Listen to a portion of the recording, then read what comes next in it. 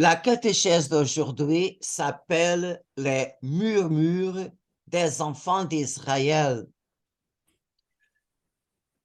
La dernière catéchèse, nous avons contemplé la colonne de nuée. Alors, avec la colonne de nuée commence la marche du peuple juif dans le désert. Et alors, cet voyage comporte plusieurs arrêts avant qu'ils arrivent au mont Sinaï. Et selon le livre d'Exode et de Nombre, avant d'arriver au Sinaï, les fils d'Israël, ils ont fait 5 arrêts. Le premier arrêt, ça a été à Mara, selon Exode 15, versets 22 et 23. Moïse fit partir les fils d'Israël de la mer de Roseau, et ils sortirent en direction du désert de Chour. Ils marchèrent 3 jours à travers le désert sans trouver d'eau. Ils arrivèrent à Mara, mais ne purent boire l'eau de Mara, car elle était amère, d'où son nom de Mara. Le deuxième arrêt, ça a été à Élim, et il y avait là 12 sources et 70 palmiers. Et là, le peuple campèrent près de l'eau. Mais le troisième arrêt, ça a été dans le désert de Sin, selon Exode chapitre 16, verset 1. Toute la communauté des fils d'Israël sortit d'Élim et atteignit le désert de Sin, entre Élim et le Sinaï, le 15e jour du 2e mois après sa sortie du pays d'Égypte. D'où partir du désert de Sin, ils campèrent à Doufka. Partis de Doufka, ils campèrent à Alouche. Alors, et d'Alouche, ils ont continué le chemin jusqu'au Raphidim. Et là, il n'y avait non plus de l'eau à boire. Et quand on pense au désert, on pense que c'est une région aride, sans végétation, seulement des dunes de sable. Mais le désert de ces chemins-là, c'était comme des steppes. Et là, il y avait un peu de végétation qui permettait aux troupeaux de paître. Et, mais les conditions de base pour la vie humaine étaient vraiment très limitées. Et tous ces arrêts sont marqués par des murmures contre le Seigneur et contre Moïse. Et pour comprendre ces murmures, il faut avoir une idée que Dieu a fait le peuple sortir d'une région fertile où la nourriture et la sécurité ne manquaient pas. Et lorsqu'ils furent libérés de l'esclavage et de l'oppression, le peuple a oublié rapidement toute la souffrance qu'ils ont passée à l'Égypte pour se souvenir seulement des bonnes choses qu'ils avaient en Égypte. Et vous savez très bien, pour l'expérience de notre vie quotidienne, c'est plus facile suivre une vie confortable et familière Donc, suivre un Dieu que le peuple a commencé maintenant à connaître. Alors, Dieu conduit le peuple, mais il demande à son peuple une action à lui par la foi. Quand le peuple est sorti de l'Égypte, ils avaient seulement en sa tête, Dieu va nous conduire, il va nous introduire dans une terre fertile. Mais jamais ils ont pensé qu'il faut accepter le sacrifice du chemin. Et c'est pour ça que quand les difficultés commencent à apparaître, le peuple commence à murmurer. Et c'est pour ça que nous avons plusieurs murmurations en cette période, même avant d'arriver au Sinaï. À Mara, il murmure à cause que les eaux sont amères. Le peuple murmura contre Moïse en disant, que boirons-nous? Dans le désert de Sin, avant du peuple d'arriver à Raphidim, le livre de l'Exode, chapitre 16, versets 1 à 3, nous donne cette narration. Toute la communauté des fils d'Israël partit d'Élim et atteignit le désert de Sin, entre Élim et le Sinaï, le 15e jour du 2e mois après sa sortie du pays d'Égypte. Dans le désert, toute la communauté des fils d'Israël récriminait contre Moïse et Aaron. Les fils d'Israël leur dit, « Ah, il aurait mieux valu mourir de la main du Seigneur au pays d'Égypte, quand nous étions assis près des marmites de viande, quand nous mangions du pain à satiété. Vous nous avez fait sortir dans ce désert pour faire mourir de faim tout ce peuple assemblé. » Le livre d'Exode, chapitre 17, versets 2 à 3, il nous dit que le peuple, quand est arrivé à Raphidim, ne trouve pas de nouveau de l'eau. Et voilà qu'est-ce qu'ils ont fait. Qu'est-ce qu'ils ont dit?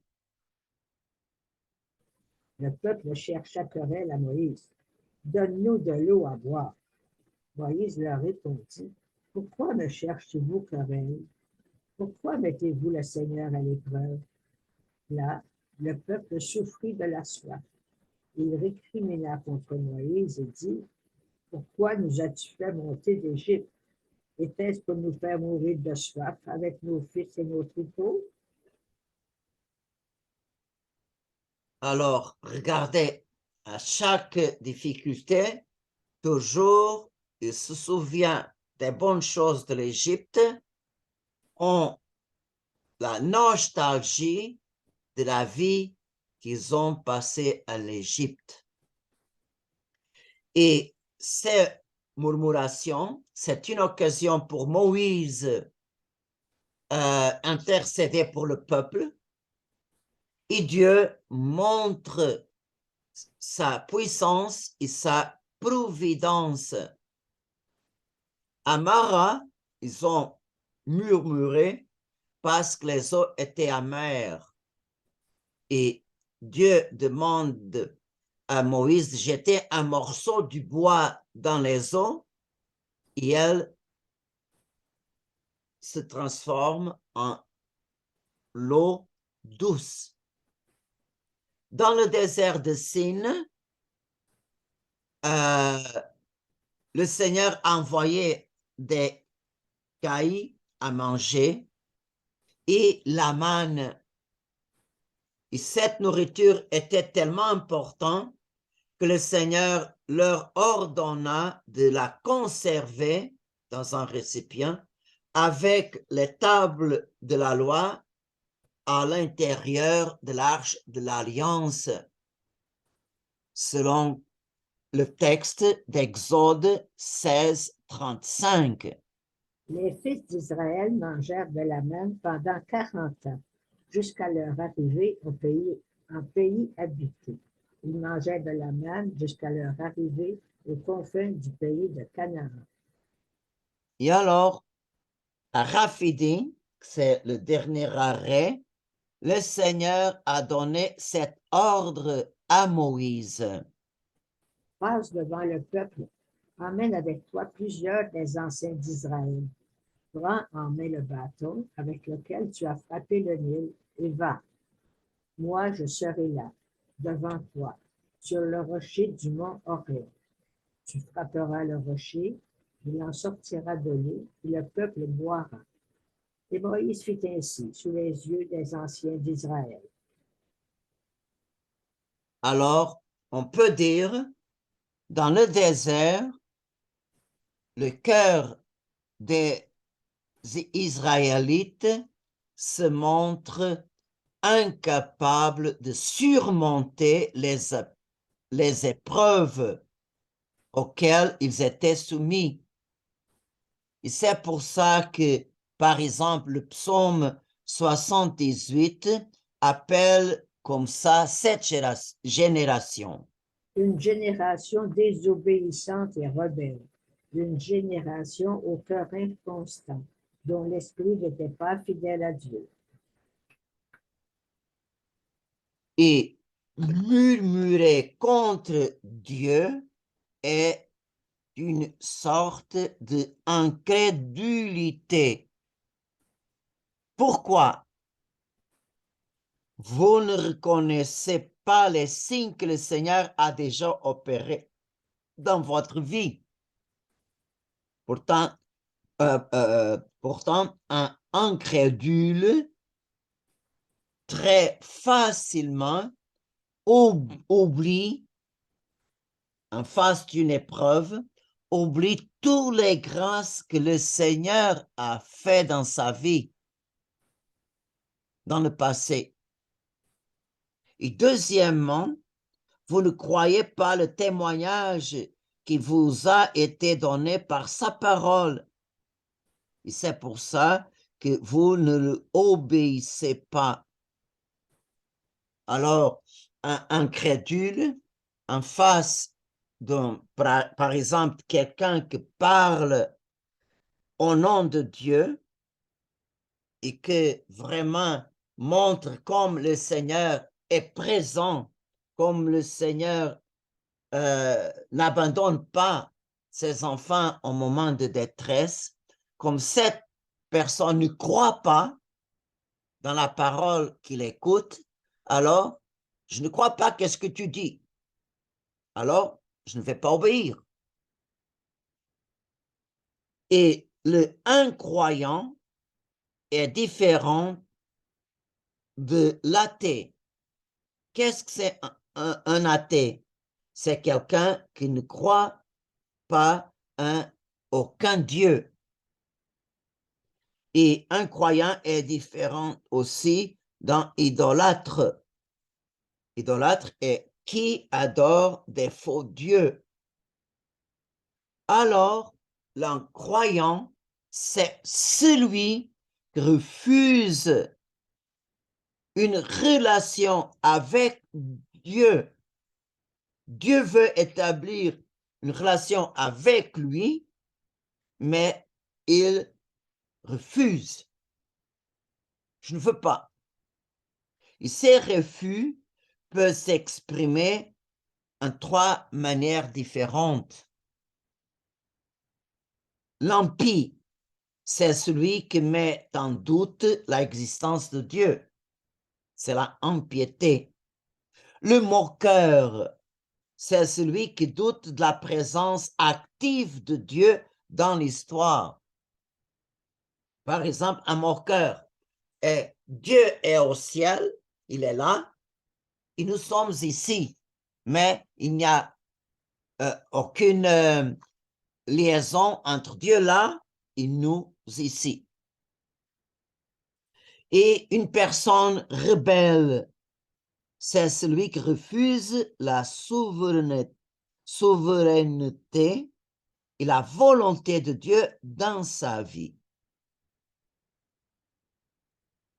Mais la incrédulité peut coexister avec une certaine foi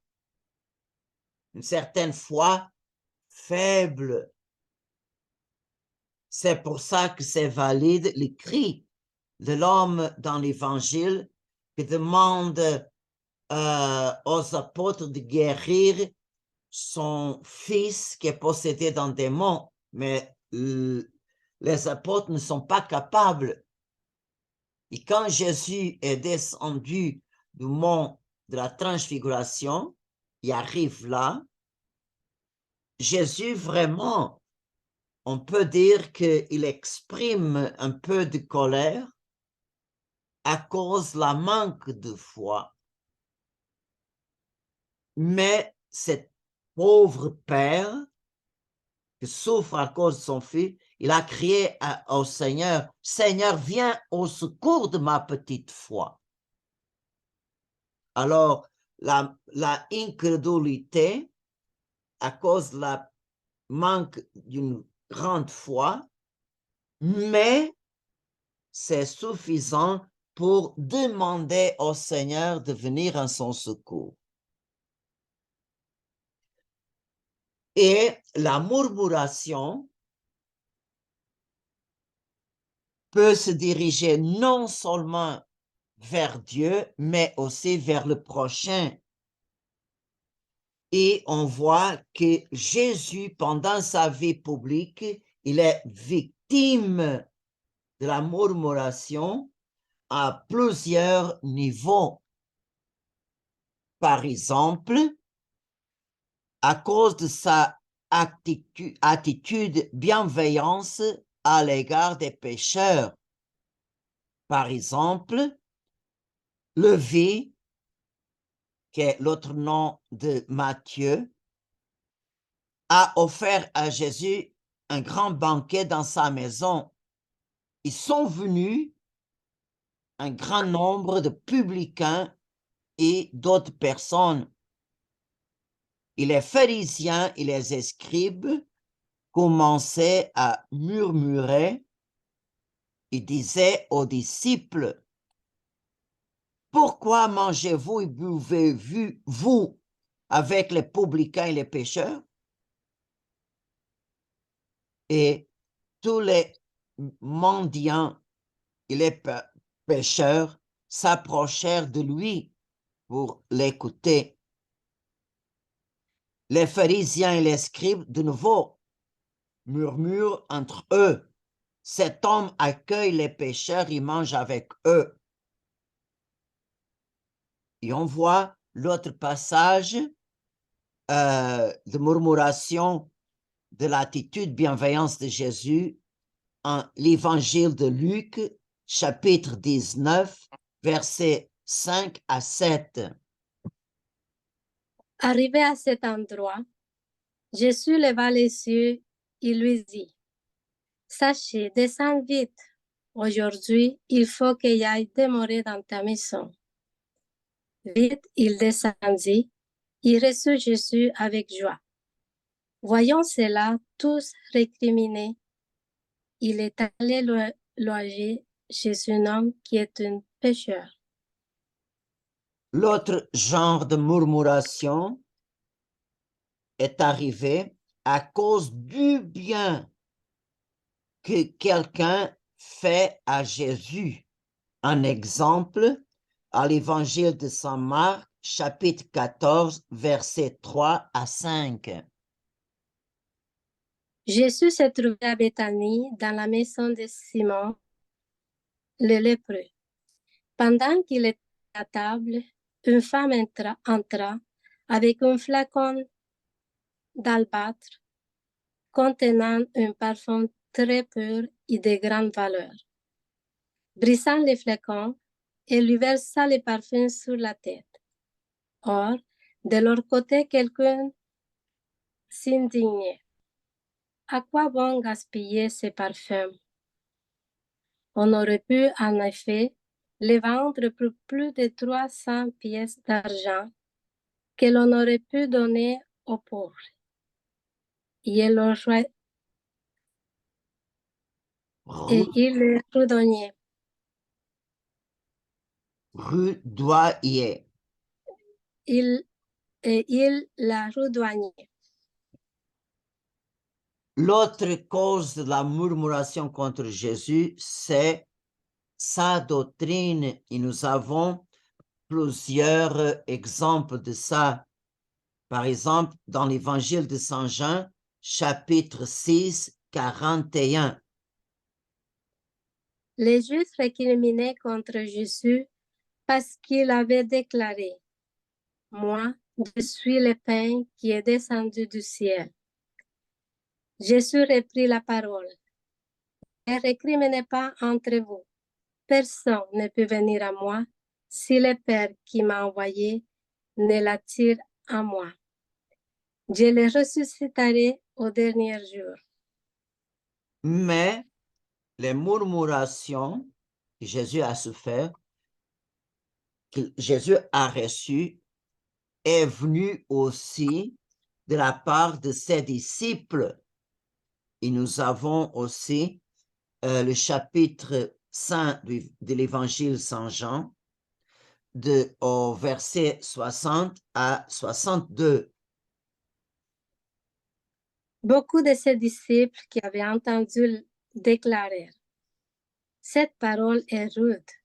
Qui peut l'entendre? » Jésus savait en lui-même que ses disciples récriminaient à son sujet. Il leur dit, « Cela vous scandalise? Et quand vous verrez le Fils de l'homme monter là où il était auparavant? » Alors, dans l'autre parabole, la parabole des ouvriers de la vigne, Jésus nous montre la racine de ce péché. Presque à la fin de cette parabole, les ouvriers de la première heure,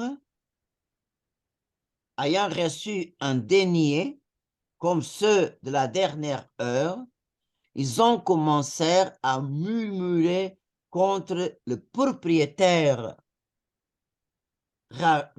Attendez et regardez qu'est-ce que Saint Matthieu, chapitre 20, 13 à 15 nous dit. Mais le maître répondit à l'un d'entre eux, « Mon ami, je ne suis pas injuste envers toi. N'as-tu pas été d'accord avec moi pour une dernière? Prends ce qui te revient et va-t'en. Je vous donnais une dernière venue autant qu'à toi. N'ai-je pas le droit de faire ce que j'ai vu de mes biens? Ou alors ton regard est-il mauvais parce que moi, je suis bon? » Alors, quelle est la racine de la murmuration? La murmuration sort d'un cœur mauvais. La murmuration pousse les gens à regarder de travers le bien que fait l'autre. C'est ce qu'ont fait les pharisiens après de Jésus expulser un démon. Quand le démon a quitté l'homme, voilà qu'est-ce que les pharisiens ont dit. Les sourds-muets se mit à parler. Les foules furent dans l'admiration et elles disaient, « Jamais rien de pareil ne s'est vu en Israël. » Ah, regardez, qui est bon voit les doigts de Dieu. Et vraiment, qui regarde mal que Jésus fait va l'accuser, c'est par le doigt de Belzébuth qu'il expulse le démon. Alors, ça, c'est un péché contre l'Esprit Saint. Ils attribuent aux démons les merveilles de Dieu. Parce que voient avec des mauvais yeux et avec un cœur mauvais le bien que Jésus fait. Et on peut dire, la Sainte Écriture, ou les évangiles et les apôtres, qu'est-ce qu'ils nous enseignent contre le murmure? Le murmure est comme un cancer spirituel qui détruit toute la bonne relation et toute la charité. Et nous avons au livre des Actes des Apôtres un exemple de murmuration au chapitre 6, verset 1. À ce jour-là, comme le nombre de disciples a augmenté, les frères de langue grecque récriminaient contre ceux de langue hébraïque, parce que les veuves de leur groupe étaient désavantagées dans les services quotidiens. Alors, regardez, même au commencement de l'Église, ce cas-là, c'était à l'intérieur de la première communauté, la communauté de Jérusalem, très peu de temps après la Pentecôte. Comme les chrétiens d'origine grecque ont commencé à récriminer contre les chrétiens de langue hébraïque. Pourquoi? Parce que les veuves d'origine grecque étaient moins aidées que les autres. Il y a ici une première tension. Et les murmurations, toujours, produisent un mauvais résultat. Pourquoi? Parce qu'aucune mauvaise parole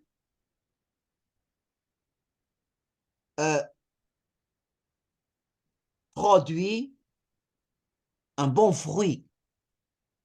Même Jésus dit,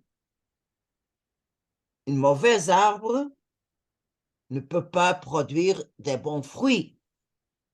Alors, une parole qui sort d'un mauvais cœur ne donne pas des bons fruits. Et pourquoi? Regardez, les fruits du murmure favorisent les divisions et les désaccords, nourrissent le ressentiment, augmentent les querelles et consolident les inimitiés. L'autre, la personne qui murmure, son cœur de plus en plus est amer. Alors, et on peut dire que la murmuration est un poison dans le cœur de la personne qui murmure, et aussi ces poisons vont poisonner le cœur de la personne qui écoute. Alors, non seulement est mal pour qui murmure, comme est mal pour qui écoute ou accepte cette murmuration. Et la murmuration nous prive de tous les mérites que nous pouvons avoir devant Dieu. c'est comme notre âme, c'est comme un arbre plein de fruits. Et quand on commence à pécher par la murmuration, il y a un cyclone qui passe pour notre arbre, il fait tomber toutes les feuilles et tous les fruits.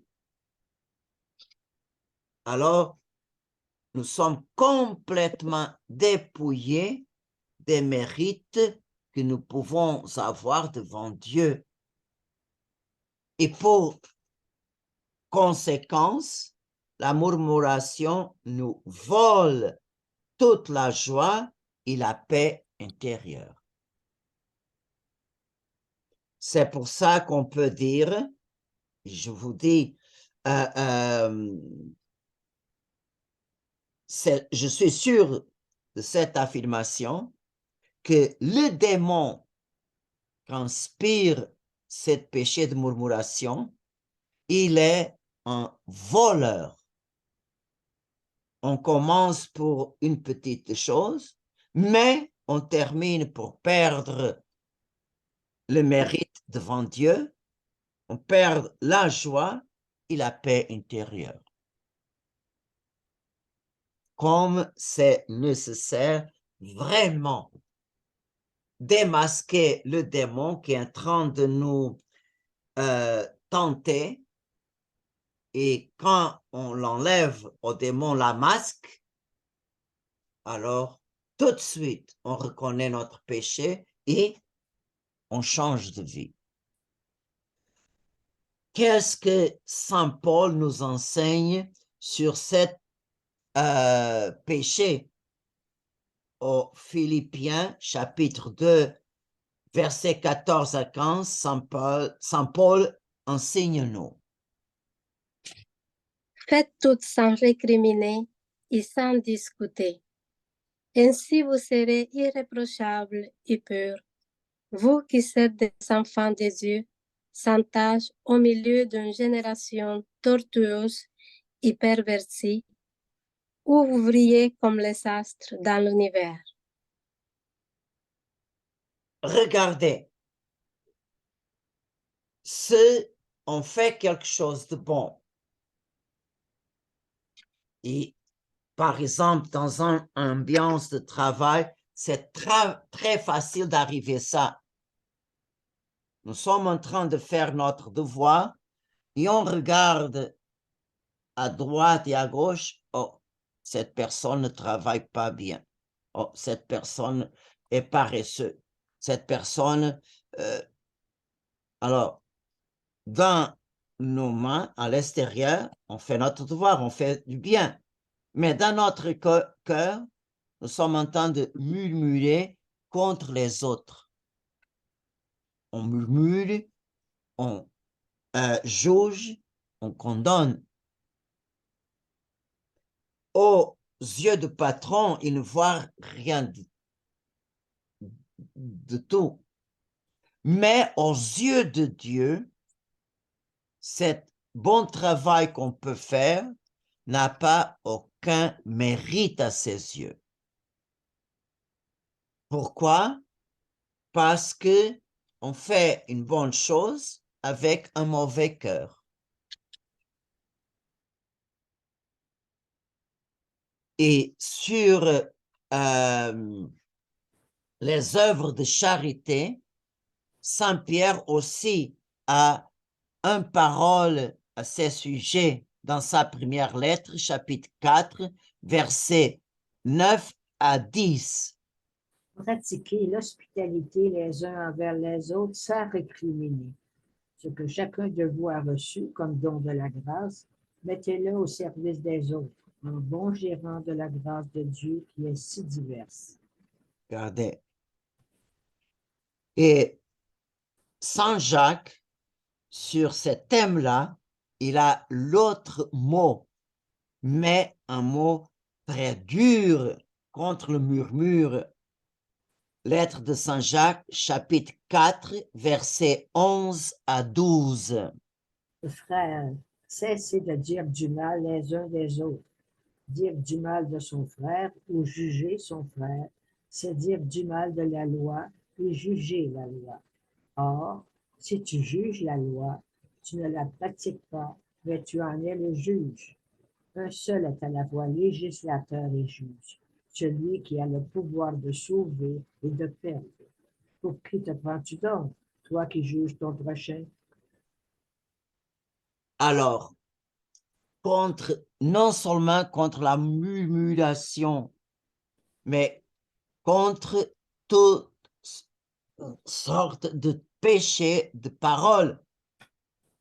C'est très important de suivre le conseil de Saint Paul qui est écrit dans la lettre aux Éphésiens, chapitre 4, verset 29. Aucune parole mauvaise ne doit sortir de votre bouche, mais s'il en est besoin, que ce soit une parole bonne et constructive, profitable à ceux qui vous écoutent. Ainsi soit-il. Ainsi soit-il.